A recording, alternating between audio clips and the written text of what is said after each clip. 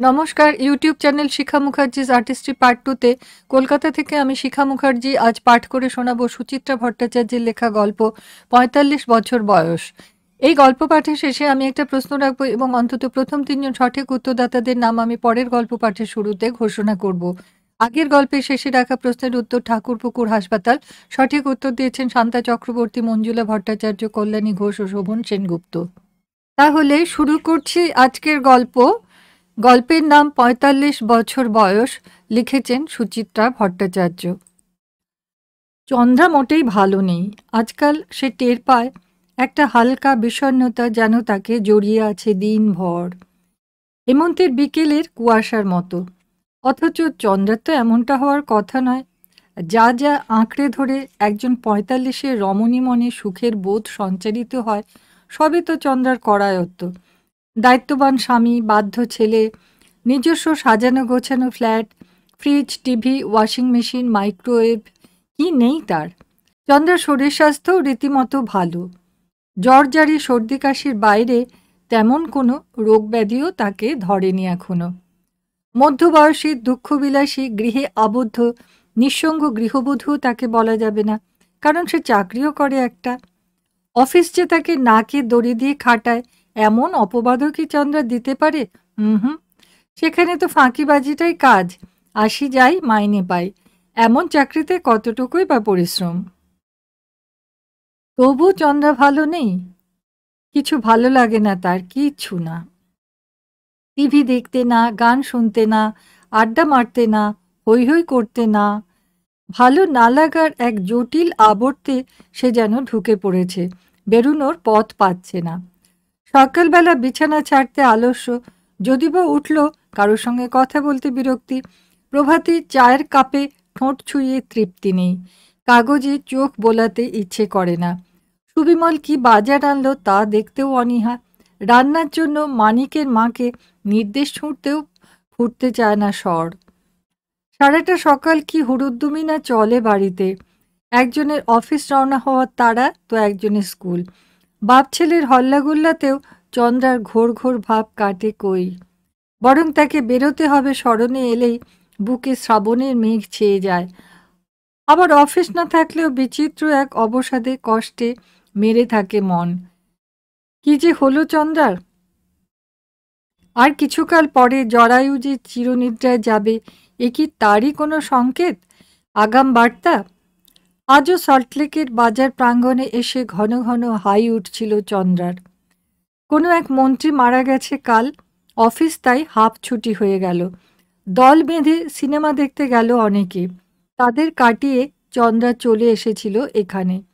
নতুন এই শপিং মলটার কাছেই তার বাড়ি, হাঁটা পথে মিনিট 10। ভেবেছিল এখানে খানিক সময় কাটিয়ে ফিরবে সন্ধ্যের মুখে মুখে। বন্ধ হলে বসে পর্দার দিকে হাঁ করে তাকিয়ে থাকা যন্ত্রণা পোহাতে হলো না। ফাঁকা ফ্ল্যাটের নির্জনতায় ফিরে একা একা কড়িকাঠও গুনতে হলো না। আলো ঝলমল পরিবেশে হেঁটে চলে বেড়ানো তাও মন্দের ভালো। কিন্তু এখানেও ঠিক চন্দ্রার পোষাচ্ছে কই। না, এই বিচ্ছিরি শুকো রোগটাকে আর বাড়তে দেওয়া উচিত না। নিজেকে শায়েস্তা করতেই বুঝি ঘুরে ঘুরে খানিক জিনিস কিনে ফেলল চন্দ্রা।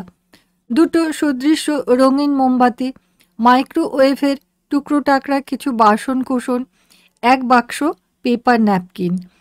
মৃদু একটা সৌরভ আছে ন্যাপকিনে। গন্ধটা শুঁকতে শুঁকতে অলস পায়ে চন্দ্রা এসে দাঁড়িয়েছে এক ঘড়ির দোকানের সামনে। অন্দরে দেওয়াল জুড়ে আয়না, ঝুলছে অজস্র বাহারি ওয়াল ক্লক, প্রত্যেকটার আলাদা আলাদা সময়। কান পাতলে কাঁটার আওয়াজ যেন শোনা যায়, টিক টিক টিক টিক। ঠিক তখনই মস্তিষ্কে জোর ঝাঁকুনি। ঘড়ির দোকানের আয়নায় ও কার প্রতিবিম্ব? অভ্র না? উল্টো দিকের আইসক্রিম পার্লারে দাঁড়িয়ে আইসক্রিম খাচ্ছে। প্রাথমিক অভিঘাতটুকু সামলে চন্দ্রার দৃষ্টি তীক্ষ্ণতর। অভ্র এখানে এলো থেকে?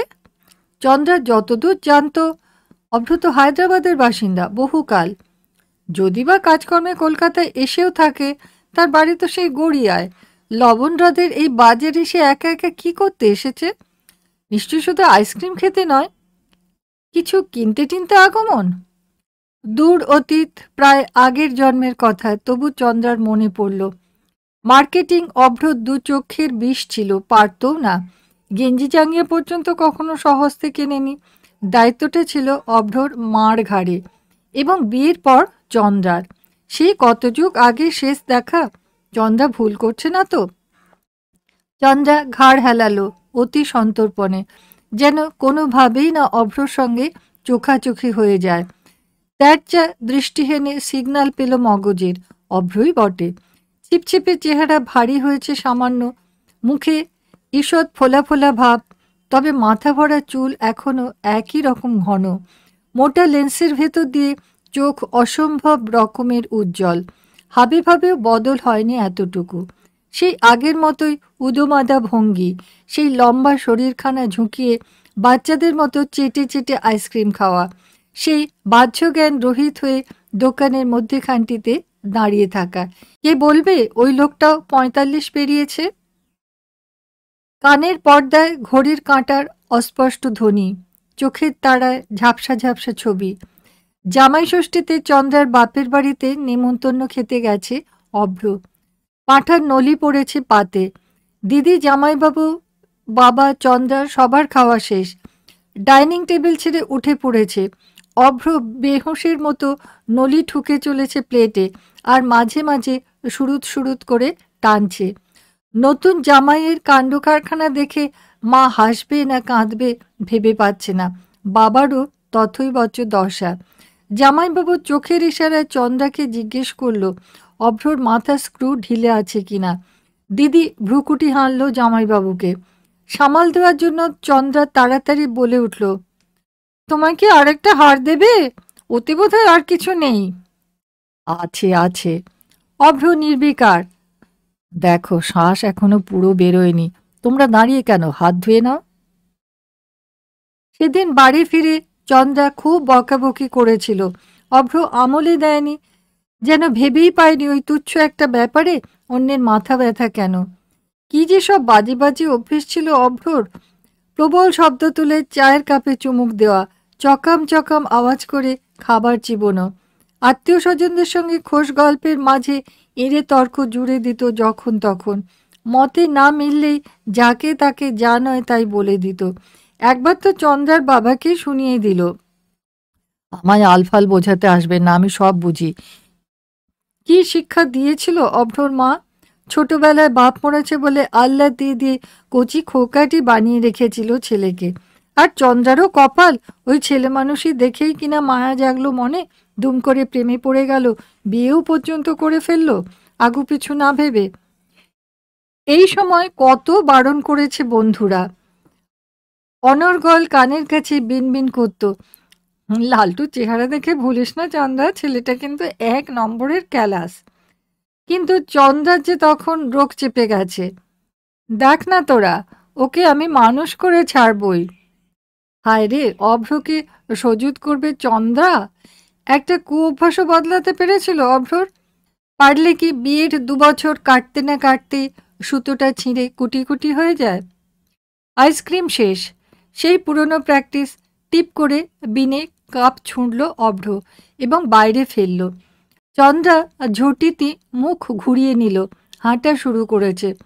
5 পাও বুঝি যায়নি। ঘাড়ের কাছে গম গম গলা। কি ব্যাপার, দেখেও কেটে পড়ছ যে? অগত্যা চন্দ্রাকে থামতেই হয়। সরাসরি অভ্রের মুখের পানে তাকালো চন্দ্রা। অভ্র মিটিমিটি হাসছে। চন্দ্রাও জোর করে চিলতে হাসি ফোটালো ঠোঁটে। অপ্রস্তুত স্বরে বলল, না মানে, ভাবলাম তুমি হয়তো। অ্যাভয়েড করছো কেন? এখনো রাগ পড়েনি? যা, কি যে বলো, একদিন কেউ রাগ পুষে রাখে নাকি? আমিও তো তাই ভাবছিলাম, আমাদের সম্পর্ক তো কবেই চুকে বুকে গেছে। এখন তো আমি আর তোমার শত্রু নই, ঠিক কি না? অভ্রকে কি কখনো চন্দ্রা শত্রু ভেবেছিল? রাগারাগি ঝগড়াঝাঁটির সময় হয়তো কথাটা বলেও থাকতে পারে, এখন আর স্মরণে নেই। তবে অভ্র তো কখনো খারাপ চায়নি। চন্দ্রা মৃদুস্বরে বলল, হুম, তা আছো কেমন? কেমন দেখছো? মনে তো হচ্ছে ভালোই। হ্যাঁ, তাহলে তাই। হায়দ্রাবাদে চলে গিয়েছিলে শুনেছিলাম। আশা করি এখনো সেখানেই। না তো, হায়দ্রাবাদ কবেই ছেড়ে দিয়েছি। ওখান থেকে ব্যাঙ্গালোরে গেছিলাম, তারপর চেন্নাই, দেন টু পুনে, সেখান থেকে নাগপুর। অভ্র এক গাল হাসল। এখন গোয়ায় অ্যাট পানাজি। আবার অদৃশ্য এক ঘড়ির কাঁটায় আওয়াজ, tick tick tick tick. Hotel ম্যানেজমেন্টের ডিগ্রিধারী অভ্র বিয়ের প্রথম বছরেই তার ৩ নম্বর চাকরিটি ছেড়ে বাড়ি এসে বিছানায় শুয়ে ঠ্যাং নাচাচ্ছে। তখন চাকরি না পাওয়া চন্দ্রা স্তম্ভিত মুখে বলল, তুমি এখানেও টিকতে পারলে না? ধুত পোষালো না। ৩৬টা রুম তো তার ১৬৬ রকমের ফরমাস। এ এসে চোখ রাঙায়, ও এসে মেজাজ দেখায়, প্লাস শালা মালিকটা বহুত খাটাচ্ছে। তোমার তো প্রতিবারই একই কমপ্লেন। প্রবলেম সেম হলে কমপ্লেনও সেম হবে। তুমি হোটেল ম্যানেজমেন্ট পড়েছিলে কেন? জানতে না কাস্টমারও ডিল করতে হবে? কেন একটু মাথা ঠান্ডা রাখতে পারছো না? জ্ঞান মেরো না তো। তোমার অসুবিধাটা কি হচ্ছে শুনি? মার তো এখনো রিটায়ারমেন্টের ৬ বছর বাকি আছে। লজ্জা করে না বলতে? বিয়ে থা করে মার ঘাড়ে বসে খাবে? ঘ্যান ঘ্যান করো না তো। মার পয়সায় খেতে তোমার মানে বাদলে তুমি কোনো কাজে লেগে যাও। আর হ্যাঁ, ভালো করে ১ কাপ চা বানাও তো দেখি। লিকার বেশি, দুধ বেশি, চিনি বেশি। তুমি কি গো, তোমার কোনো ভাবনা নেই? ফালতু টেনশন করব কেন? ২-৪ মাসের মধ্যে আবার একটা কাজ ঠিক পেয়ে যাব। সেই প্র্যাকটিস আজও বজায় রেখেছে অভ্র। চন্দ্রা অপাঙ্গে অভ্রকে দেখতে দেখতে বলল, তুমি তাহলে বদলাওনি? এবার ভাবছি বদলাবো, গোয়াতেই সেটেল করে যাব। তাই বুঝি? ইয়েস। অভ্র ঘড়ি দেখল, ঈষৎ চঞ্চল হয়ে উঠল যেন। জিজ্ঞেস করল, তোমার কি তাড়া আছে? কেন? চলো না একটু কফি শপে গিয়ে বসি। চন্দ্রা একটুক্ষণ ইতস্তত করল। অভ্র কি তার সঙ্গ কামনা করছে? শেষের দিকে তাদের সম্পর্কটা এত তিক্ত হয়ে গিয়েছিল যে এক পলক অভ্রকে সহ্য করতে পারত না চন্দ্রা। অথচ কি আশ্চর্য, এই মুহূর্তে তো অভ্রর প্রস্তাবে কোনো বিরক্তি জাগে না মনে। একটু বা হয়তো আড়ষ্ট লাগছে, তার বেশি কিছু নয়। কালের পলির নিচে বিরাগ কি তবে চাপা পড়ে গেছে পুরোপুরি? নাকি মনের কোনো গহীনে অভ্র রয়ে গেছে এখনো? নাকি এ শুধুই চোরা কৌতূহল, যা শুধু মেয়েদেরই থাকে? একসময়ের প্রিয় পুরুষ এখন কেমন আছে তা জানতে গোপন ঔৎসুক্য কে? হ্যাঁ না বলতে হলো না। ঘাড়ও নাড়ল না চন্দ্রা। হাঁটছে ধীর পায়ে অভ্রর পাশে পাশে। দুধারের বিপণীতে থরে থরে মনোহারী সামগ্রী। এদিক ওদিক তাকাচ্ছিল চন্দ্রা, তবে সেভাবে কিছুই দেখছিল না। টুকরো টুকরো কথা মনে পড়ছিল, সুখের, দুঃখের, তিক্ততার, আনন্দের। ২০ বছর ধরে কোন ঝাঁপিতে যে রয়ে গেছিল স্মৃতিগুলো, সামান্য নাড়াচাড়া করে চন্দ্রা সরিয়ে রাখছিল তাদের। ফুসফুসে খানিকটা বাতাস ভরে নিয়ে চন্দ্রা জিজ্ঞেস করল, কোথায় উঠেছ? তোমাদের গড়িয়ার বাড়িতে? ও বাড়ি তো বিক্রি হয়ে গেছে মার রিটায়ারমেন্টের পরেই। ও, তোমার মা তাহলে তোমার সঙ্গে ছিল, এখন নেই। অভ্র ম্লান হাসল। মা আর দুনিয়াতে নেই। কবে হলো? এই তো বছর ২ আগে, হঠাৎ স্ট্রোক পানাজিতেই। সরি, আমি খবরটা জানতাম না। জানার কথাও তো নয়, তারপর তো আর আসিও নি কলকাতায়। এখানকার কারোর সঙ্গে তেমন একটা যোগাযোগও নেই। এবার মাসি হঠাৎ ডাকলো, মাসখানেকের ছুটিও পেয়ে গেলাম। কথায় কথায় এসে গেছে কফি শপ। খোলা আকাশের নিচে ছড়ানো ছিটানো বেশ কিছু টেবিল চেয়ার। প্রথম ফাল্গুনের বিকেল, রোদের তেমন তাপ নেই, তাও একটা ছায়া ছায়া কোণ দেখে বসল চন্দ্রা অভ্রর মুখোমুখি। অভ্র জিজ্ঞেস করল, কি খাবে বলো? কফি। সে তো বলছি, সঙ্গে স্যান্ডউইচ, বার্গার? শুধু কফি। বেয়ারাকে 2টো কফির অর্ডার দিয়ে অভ্র গুছিয়ে বসেছে। চন্দ্রা ভুরু কুঁচকে বলল, তুমি না এক্ষুনি আইসক্রিম খেলে আবার কফি খাবে? সো হোয়াট, তখন আইসক্রিম খেতে ইচ্ছে করছিল। এখন মনে হচ্ছে কফিও একটু চলতে পারে। আরও বটে, সেই হুইমজিক্যাল নেচার আর গেল না। সবাই কি আর মেথডিক্যাল হতে পারে তোমার মতো? অভ্রর চোখে আলগা ঠাট্টা। ডিভোর্সের পর কেমন সুন্দর পরীক্ষায় বসলে, চাকরি পেলে, বিয়ে থা করলে। চন্দ্রার মুখ দিয়ে বেরিয়ে গেল, বিয়েটা খুব ক্যালকুলেশন করে করিনি অভ্র। বাবা মা খুব দুশ্চিন্তা করতো আমায় নিয়ে। দিদি জামাইবাবু খুব জোর করলো। আহা ঠিক আছে, আমি কি কৈফিয়ত চাইছি নাকি? অভ্র হা হা হেসে উঠল। কবজি ঘুরিয়ে আর একবার ঘড়ি দেখে নিয়ে বলল, যাগে, this time you are happy I presume. Chandra উত্তর দিল না, ঠোঁট টিপল সামান্য। তোমার হাজবেন্ড কি যেন করেন? চার্টার্ড অ্যাকাউন্টেন্ট, প্রাইভেট ফার্মে আছে। ওরে বাবা, সিএ! তাহলে নিশ্চয়ই খুব হিসেবি মানুষ। অভ্রর গলায় ফের ব্যঙ্গ। চন্দ্রা গোমরা হলো। ডিপেন্ড করা যায় এমন মানুষ তো বটে, ভেরি কেয়ারিং পার্সন। আমার মাথা ধরলেও সে উতলা হয়ে পড়ে। অভ্র একটু থমকে রইল। অতীতের কথা কিছু মনে পড়ল কি? পরক্ষণেই মুখে অমলিন হাসি। তুমি ঠিক ডিসিশনই নিয়েছিলে চন্দ্রা, আমার সঙ্গে থাকলে তোমার শুধু জ্বলতেই হতো। চন্দ্রা যেন শুনেও শুনল না কথাটা, ঘাড় ঘুরিয়ে দেখছে এদিক ওদিক। খানিক তফাতে একটাই কোল্ড ড্রিঙ্কসের বোতলে দুখানা স্ট্র ঢুকিয়ে হুসহুস টানছে একজোড়া তরুণ তরুণী। মাঝে মাঝে পান থামিয়ে দুজনে ভেঙে পড়ছে উচ্ছল হাসিতে। অনেকদিন আগের একটা দৃশ্য চন্দ্রার বুকে উঁকি দিয়ে বুকেই মিলিয়ে গেল। ক্ষণিকের জন্য উন্মনা হলো চন্দ্রা। সুবিমলের সঙ্গে এরকম কোনো ছবি আছে কি তার? এতটা তরল হওয়ার কথা সুবিমল বুঝি ভাবতেই পারে না। সে স্বামী, প্রথম থেকেই স্বামী, প্রেমিক কদাপি নয়। কফি এসেছে টেবিলে, অভ্র গলা খাঁকারি দিল, নাও। হুম। কি এত ভাবছ? কিছু না। কাপে ঠোঁট ছোঁয়ালো চন্দ্রা। তোমার খবর কি বলো, কি করলে একদিন? চাকরি, ঘুরে ঘুরে, চড়ে চড়ে। জিজ্ঞেস করবে না করেও চন্দ্রার মুখ দিয়ে বেরিয়ে গেল, তা বিয়ে থা করলে না কেন? অভ্র চোখের কোণ দিয়ে একবার দেখল চন্দ্রাকে, দৃষ্টি সরিয়ে নিয়ে চুমুক দিচ্ছে কাপে, আগের মতোই শব্দ করে। শব্দটা আজ যেন সেভাবে কানে বাজল না চন্দ্রার। ফের বলল, আমার মতোই একটা ট্রাই নিতে পারতে। নেক্সট জুন আমার মতো দজ্জাল নাও হতে পারত। চন্দ্রের গলায় হালকা কৌতুকের সুর, তবে অভ্র বুঝি সেভাবে খেয়াল করল না। ঈষৎ আনমনাভাবে তাকাচ্ছে চন্দ্রার দিকে, নামিয়ে নিচ্ছে মাথা। অভ্র যেন লজ্জা পাচ্ছে মনে হচ্ছিল চন্দ্রার।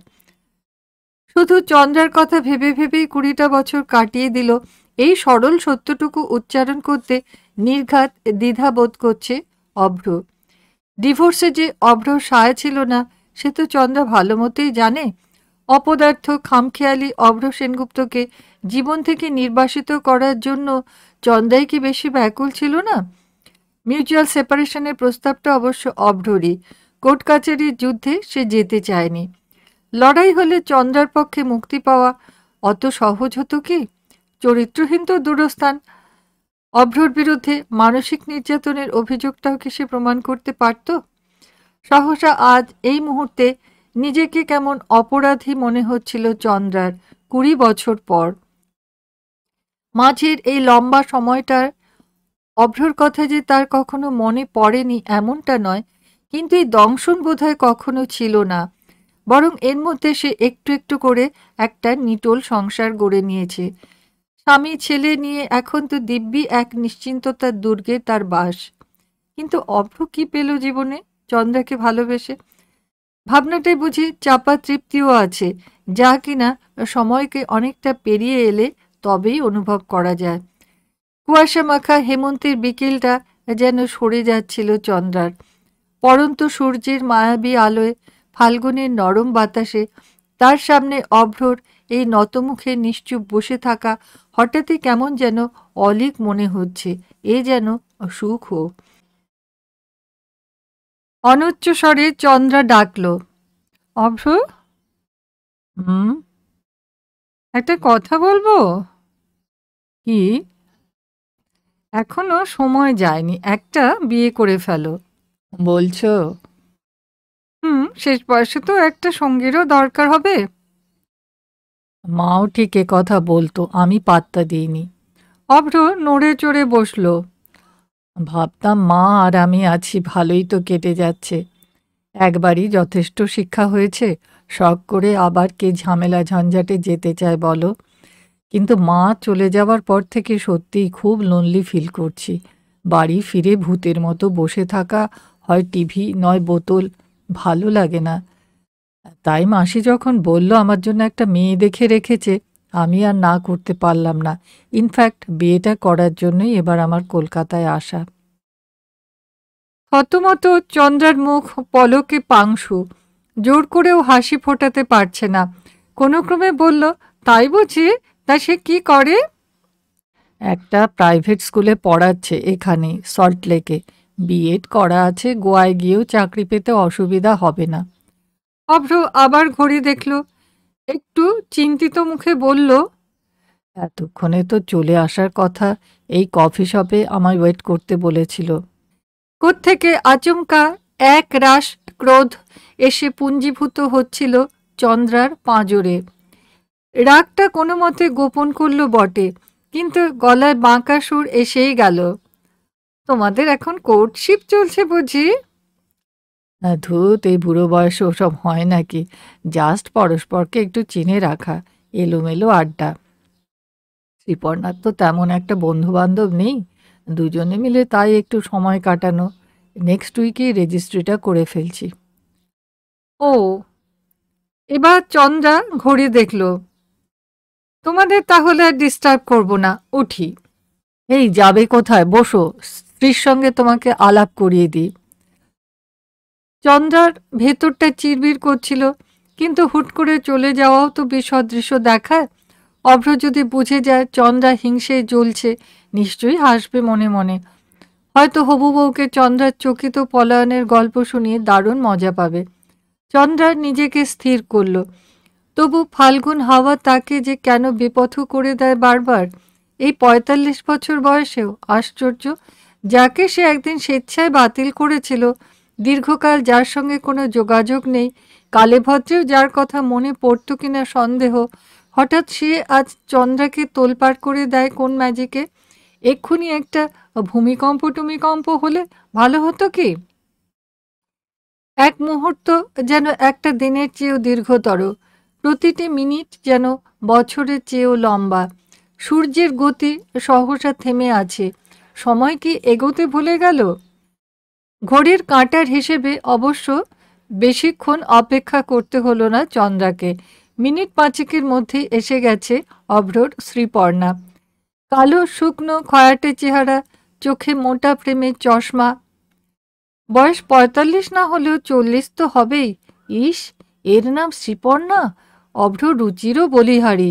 এরকম একটা বউ পছন্দ হলো চন্দ্রার পরে। আবার ছোট করে বলে শ্রী, আদিক্ষেতা। স্মিত মুখে শ্রীপর্ণার সঙ্গে আলাপ পরিচয়টা সারল বটে চন্দ্রা, তবে রইল না বেশিক্ষণ। দু চারটে মামুলি কথা বলে বেরিয়ে এলো দোকান ছেড়ে। রাস্তায় এসে টের পেল শরীরটা কেমন কাঁপছে, মাথায় জ্বালা জ্বালা ভাব। অভ্র আজ এইভাবে তাকে প্রতারণা করল? প্রতারণাই তো। একটা বিশ্বাসকে আস্তে আস্তে মনে গেঁথে দিয়ে হঠাৎ তার সমূলে উপড়ে ফেলাকে আর কি বলা যায়? কি অপমান, কি অপমান! চন্দ্র কিনা ধরেই নিয়েছিল অভ্র এখনো তার বিরহে বিভাগী হয়ে আছে। কেমন ঝামা ঘষে দিল মুখে ২০ বছর পর। চন্দ্রা একটা গনগনে আঁচ নিয়ে বাড়ি ফিরল। অভ্রর সঙ্গে আজ সাক্ষাৎটা যে নিছকই আকস্মিক, এর মধ্যে কারুরই কোনো হাত ছিল না, এই সোজা ব্যাপারটুকু আর নৈর্ব্যক্তিকভাবে চিন্তা করতে পারছে না সে। মিছিমিছি টুবলুকে দাবড়ালো খানিক। রাতে রুটি যথেষ্টই নরম হয়নি বলে বকুনি খেল মানিকের মা। টিভি খুলে বসেছে, চ্যানেল ঘোরাচ্ছে বারবার, ভলিউম কখনো বাড়াচ্ছে তো কখনো কমাচ্ছে। ঘুরে ফিরে চোখের পাতায় অভ্র আর শ্রীপর্ণা। ছি, এই বউ নিয়ে গোয়ায় বেঁচে বেড়াবে অভ্র? কুৎসিত, হাস্যকর।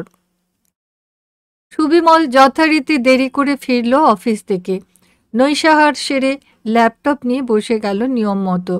শোয়ার ঘরে যাওয়ার আগে টুবলুকে একবার উঁকি দিয়ে দেখে নিল চন্দ্রা। এবার 9 হবে টুবলুর। অ্যানুয়াল পরীক্ষা প্রায় এসে গেল।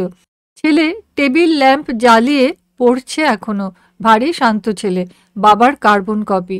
ঠিক 11টা বাজলেই লাইট নিভিয়ে শুয়ে পড়বে ছেলে, চন্দ্রা জানে।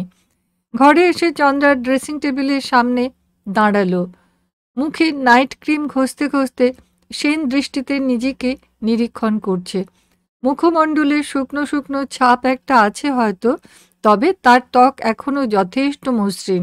কপালে বলি রেখার আভাস মাত্র নেই। এমন কিছু মোটেও নিষে। হাসলে এখনো ছোট্ট টোল পড়ে গালে।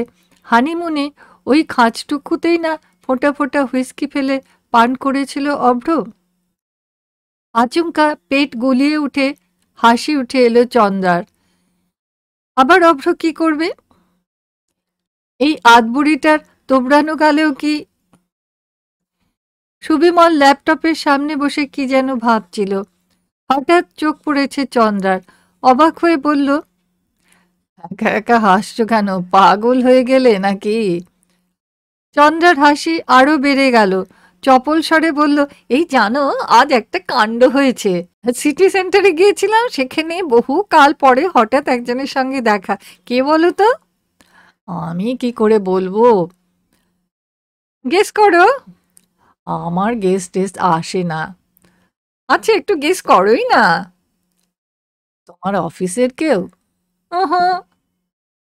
তাহলে বুঝি তোমার সেই পিসি, যিনি 3 নম্বর সেক্টরে বাড়ি করেছেন? তো তোরকম কেউ নয়, অভ্র। কে অভ্র? আহা, জানো না যেন? অভ্র, অভ্র। ও, তোমার সেই অভ্র কুমার। হ্যাঁ গো, অনেক গল্প টল্প করলো, কফি খাওয়ালো। চন্দ্রার পেটে আবার সোডার বোতলের বুড়বুড়ি। বুড়ো বয়সে তার ফের ছাদনাতলায় যাওয়ার স্বাদ জেগেছে। বিয়ে করতে এসেছে কলকাতায়। পাত্রীটিও দেখলাম, ম্যাগো, রূপের ধুচুনি। সে যার যা ভালো লাগে। সুবিমল লম্বা হাই তুলল। ল্যাপটপ অফ করতে করতে বলল, যাগে, কাজের কথা শোনো। শ্রীধর কিন্তু মার্চেই ফ্ল্যাটটা রং করছে। টুবলুর পরীক্ষা হয়ে গেলেই কাজ শুরু। দিন 7 মতো সময় লাগবে। তখন হয়তো তোমায় ছুটি নিতে হতে পারে। অফিসে বলে রেখো। শ্রীধর এস্টিমেট যা দিল, 1025 পড়ে যাবে। তাও খুব একটা বেশি নয়, কি বলো? চন্দ্রার উচ্ছ্বাস ফুটো বেলুনের মতো চুপসে গেছে যেন। কতকাল পর অভ্রর ক্ষণিক সান্নিধ্যে অজস্র রঙিন অনুভূতির খেলা চলছিল অন্তরে। কখনো বা মেদুস্মৃতি, কখনো বা জয়ের পুলক, কখনো আবার অকারণ ঈর্ষার চোরা কামড়। সবই যেন ভোঁতা সহসা, বিবর্ণ। যেন নিস্তরঙ্গ পানাপুকুরে ঢেউ পড়েছিল একটা, ঘূর্ণি থেমে ফের সবুজ পানায় ঢেকে যাচ্ছে জলতল। কোনো উত্তর দিল না চন্দ্রা। ভারী পায়ে বিছানায় এলো। ল্যাপটপের ডালা বন্ধ করে টেবিলে রাখলো সুবিমল। ফ্যানের রেগুলেটর কমালো 1 পয়েন্ট। দেখে নিল মশা বিতরণ যন্ত্রটি জ্বলছে কিনা। তারপর ঘাড় ফিরিয়ে বলল, এবার ভাবছি রঙগুলো একটু বদলাবো। অফ হোয়াইট ঘেঁষা হলে ঘরের লাইট অনেক বাড়ে। চন্দ্রা বালিশে মাথা রাখলো, চোখ বুজেছে। সুবিমল ফের বলল, শেড কার্ডটা দেখেছো? ড্রেসিং টেবিলেই তো রাখা আছে। চন্দ্রা অলস গলায় বলল, দেখবো ক্ষণ। যে রং পছন্দ টিক মেরে দিও, কিন্তু আমার মনে হয় অ্যাপেল হোয়াইটটা আমাদের বেশ স্যুট করবে। চন্দ্রা নিশ্চুপ, পাশ ফিরল। আবার সেই কিছু ভালো না লাগা কুয়াশার ছোঁয়া। আবার সেই হেমন্তের বিকেল। আজকের গল্প পাঠ এখানেই শেষ হলো। শ্রোতা বন্ধুরা, গল্প চয়ন ও গল্প পাঠ যদি ভালো লাগে তাহলে লাইক করবেন, বন্ধুদের সঙ্গে শেয়ার করবেন, ও যারা এখনো পর্যন্ত সাবস্ক্রাইব করেনি তাদেরকে সাবস্ক্রাইব করার অনুরোধ রাখলাম। আজকের প্রশ্ন, অভ্র যাকে বিয়ে করার জন্য কলকাতায় এসেছিলেন তার নাম কি? আশা করি আপনারা সকলে ভালো আছেন এবং সুস্থ আছেন। আমার চ্যানেলে সকল শ্রোতা বন্ধুকে আমার ধন্যবাদ জানাই।